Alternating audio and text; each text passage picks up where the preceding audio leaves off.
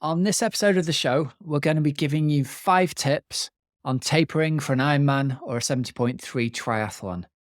Now, my aim of this episode is you get to the end of this episode and you're absolutely clear on why you should do a taper, how you should do the taper, what that taper should consist of in terms of your sessions, and other things that you need to think about regarding nutrition and regarding the mental aspects of the taper as well. So let's kick this right off. So first up, why do we need to actually do a taper before a race? Well, first up, the idea of the taper isn't that you do no training. It isn't that you sit around and you do nothing and you get to race day and you're ready to go.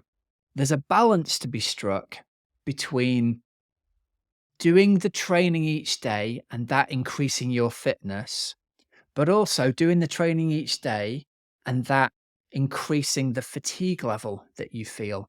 So we're trying to strike this balance between doing enough exercise that you still feel good, that you maintain your fitness levels, but not so much exercise that we can't shed the fatigue. And that's the first key principle to accept, that you have both fitness, which is gained by the amount of training that you do, and you have fatigue, which increases with the amount of training that you do. And ideally on race day, we want you to get to the point where you're very fit, but you have very low fatigue. And getting the balance of reducing the training down so that fatigue reduces without reducing the training down so your fitness doesn't reduce is the subtle art of the taper. Now, lots has been written about tapering over the years, and especially if we look at long distance Ironman triathlon. If we go back a ways, it wasn't uncommon for people to think and be told that the taper needs to be 4 or even 5, or in some cases 6 weeks long for an Ironman. And you would genuinely hear these discussions happening in Facebook groups or on online forums where people would get to 4 weeks out from race day and they would say, well, that's it now. All the hard work's done. I'm going to rest up and I'm going to eat well and I'm going to be great for race day. Lo and behold, they get to race day. They'd feel completely flat. They'd feel tired. They'd feel unfit. They might be overweight and they would not have a good race at all. And this idea of the 4 to 6 week taper came originally from the pro triathletes of the day who back in the day were doing huge volumes of training and arguably to this day still are 40, 50 hours of training every week. Well, guess what? It's going to take a longer taper to freshen up from that volume of training than from the volumes of training that a typical age grouper is going to be doing. So we over the years have refined our Team Oxygenaddict taper, and we've got to the point where it's worked really well for hundreds, possibly thousands of athletes across a 10 to 15 year period. Now, I'm really confident in our taper and our 2-week taper leading to either an Ironman or a 70.3 if an athlete has done sufficient training in the lead up to this. So for all our coached athletes, they don't have a single worry about this. They're just going to follow the training plan. It's going to lead them to race day being very fit and also very fresh with low fatigue levels, feeling fantastic and ready to go on race day. If you're not coached by us, if you follow another training plans, there might be a bit of wiggle room in here, but the basic principle is going to hold true. You want your last big week and your last big weekend of training to be 2 weeks out before race day. And then it's going to be a 2-week gradual taper to get you to race day to the point where you're going to be feeling really fit, but really fresh. So we're going to have a 2-week taper. This is the first thing we're going to talk about. Now, our athletes are going to do their last really big week of training so that the last big weekend is 2 weekends before race day. They're going to essentially do a broken Ironman across a weekend or a broken 70.3 across a weekend, and they're going to need recovery time from that. So the structure of the 2 weeks is going to look like a massive reduction in training volume, but there's also still going to be some intensity in there at or around race day intensity. So you get to race day feeling ready to race, feeling fresh with that feeling of knowing what those paces feel like in the swim, bike and run, but not so much that you're overly fatigued. So let's talk through in detail the overview of this 2-week taper. Now we've discussed what the actual reasons for it are. So tip number 2, the overview of the 2 weeks. We're going to start the 2 week taper Monday and Tuesday with a total 2 days of rest. We're going to really shed the fatigue that's accumulated over that long training plan and particularly over the big race simulation weekend that's just happened. And then from the Wednesday of the week to the Wednesday of the following week, we're going to really limit our sessions. We're mostly going to have one session a day.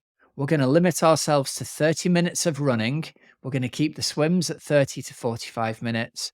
We're going to do a maximum of an hour of cycling. So the volumes of those sessions are massively reduced from what you've been doing over the lead up to it. Within those sessions, we're going to have an appropriate amount of race specific pacing.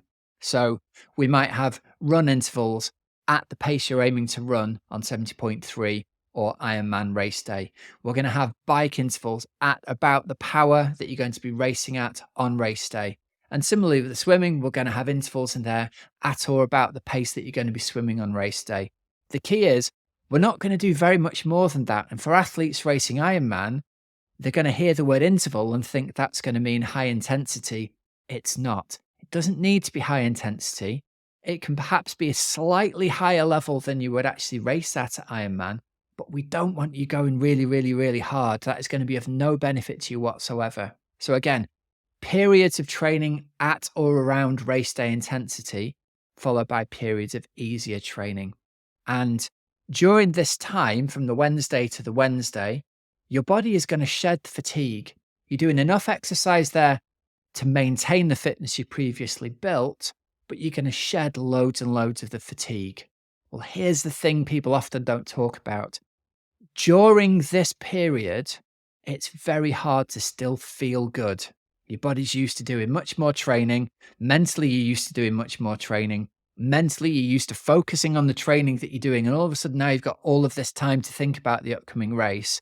It's really common for athletes to feel not great physically and not great mentally from the Wednesday 10 days out before race day to the Wednesday 3 days before race day. That's just part of it. So, third tip, let's talk around how to balance rest and activity. You can apply yourself mentally to some other tasks during this time, but it's really crucial that you don't do more physical activity during this. And accept that you are probably not going to feel great mentally or feel great physically during this period, but it's necessary to shed that fatigue. It's necessary to do less exercise than you used to. So you can spend the time during this time working on your mental strategies for the race. You can go over your race planning document. You can work out the power, the pace, the speed that you're going to race and ride at. You can finalize getting all the equipment that you need all sorted out. Finalize your travel plans, all of that stuff. But try and get more rest. If you can get to bed earlier, if you can get naps in the afternoon, that's a fantastic way to make use of the extra time that's going to be freed up in your day. Just try and rest and recover. Now, as I've said, you're probably not going to feel great through until the Wednesday before race day, but come the Wednesday, Thursday, Friday of race week, you are suddenly going to turn a corner and you are going to start feeling fantastic. The Thursday, the Friday, the Saturday of race week, it's not unusual for athletes to really feel amazing. And that's the feeling of peaking. That's what it means. The taper has worked. We've shed the fatigue. We've got the fitness and our form is rising and our body is peaking. We're ready to go. Mentally, we're ready to go for race day. And you get to the point where for those 3 days, you really are ready to race. Again, key thing during these days is not to get caught up in doing more training than you mean to. Have it sketched out, those limits of 30 minutes a day on swim or bike or run. They're going to hold you back for a really good reason. Trust that you need to shed the fatigue and that you will have great form come race day. And that's how we're going to get the balance between rest and activity. Now let's talk about nutrition and how we can approach this during our taper. By nutrition, I actually mean how much we're going to eat and what we're going to eat. The volume of food that you're going to eat needs to reduce during that first week of the taper period because you are training a lot less than you're used to. It's going to be a hard habit to break. We're used to feeding ourselves to fuel 6-hour bike rides and 3-hour runs. So we're going to have to reduce the amount of fuel that we take in. I think it's really important during this time. Eat loads of salads, eat loads of fruit, eat loads of veggies, eat loads of lean protein. It's not unusual to be really hungry during this period, but try and limit the amount of enormous bowls of carbs that you would eat, because we don't want to be accidentally putting on a few pounds during the race taper period. About 4 days out from race day is the appropriate time to start thinking about carb loading. And if you're not sure about carb loading, and there's loads of articles online, you can go out and read about it, but you are going to benefit come race day from having fully stocked glycogen stores. So the carb loading guidelines are 6 to 8 grams of carbohydrate per kilo of body weight per day. Now, I'd advise you take those in the form of pasta, potatoes, white rice, bread, bagels, things like that, rather than sweets and ice creams and chocolates. Try and keep it as natural and healthy as you can. But having that extra carbohydrate has even been shown to supercompensate your carb stores. I mean, you can store even more for race day, which is great because you're going to need it for race day. So the sort of the 3 days out from race day, you can really start to add in those extra carbs and start to carb load for race day. That's really, really going to help you.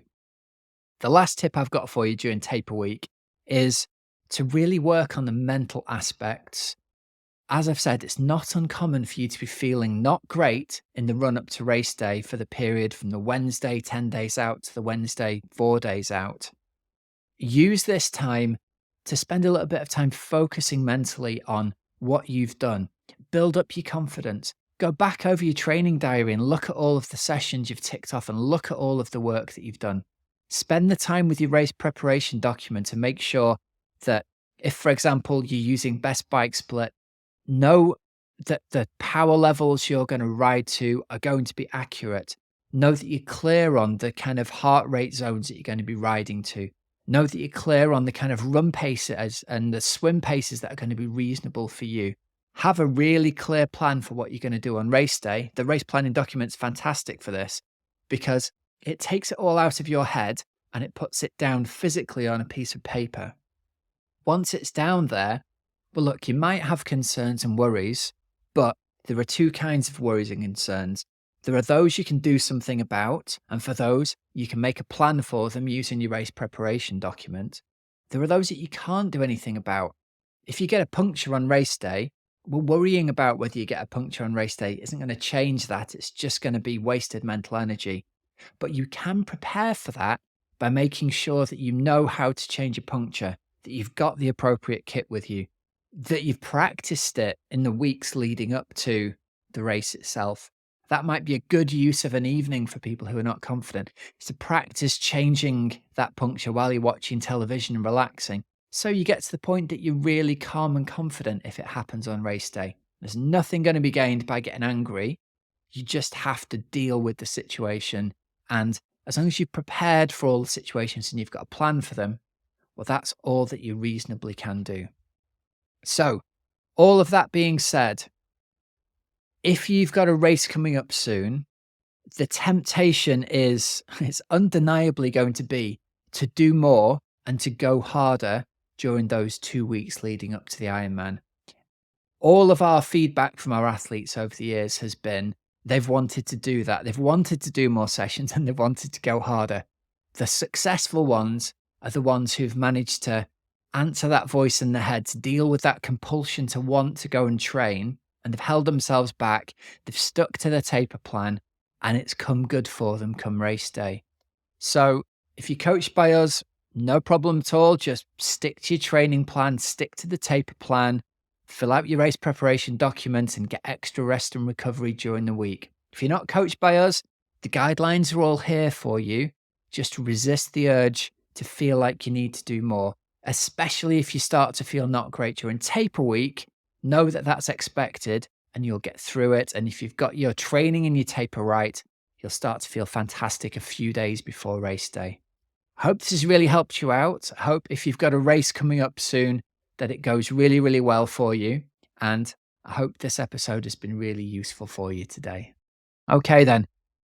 That brings us to the end of this week's episode. So here are some discount codes and deals for you. Over at precisionfuelandhydration.com, use the code Oxygen24 for 15% off your first electrolyte order.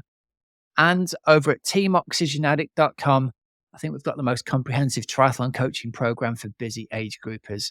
If you've enjoyed what you've heard today and the advice has helped you out, well, great stuff. I hope that's helped put some of your fears at rest. And I know from some of the calls we've had, it's helping raise the right questions in the minds of people as to whether their current coaching relationship is working for them. If you're looking for a change, or if you're looking for high quality, proven coaching for Ironman or 70.3 triathlon this year, you can just check out the details of our coaching packages on our website at teamoxygenaddict.com. And then if you're interested, there's a link in the show notes below. You can join our waiting list and you'll be notified if a slot becomes available. And at that point, you'll have a chance to book a call with us and see if you'd be a good fit for joining the team. So although we don't have slots available at the moment, we'll make those call appointments available to people as and when we do have athletes who end their coaching packages during the season, if and when that happens. So remember, there's links in the show notes, so you don't have to remember them. Till next week, have a great, safe training and racing week. I'm Coach Rob Wilby, and you've been listening to the Oxygen Addict podcast. See ya.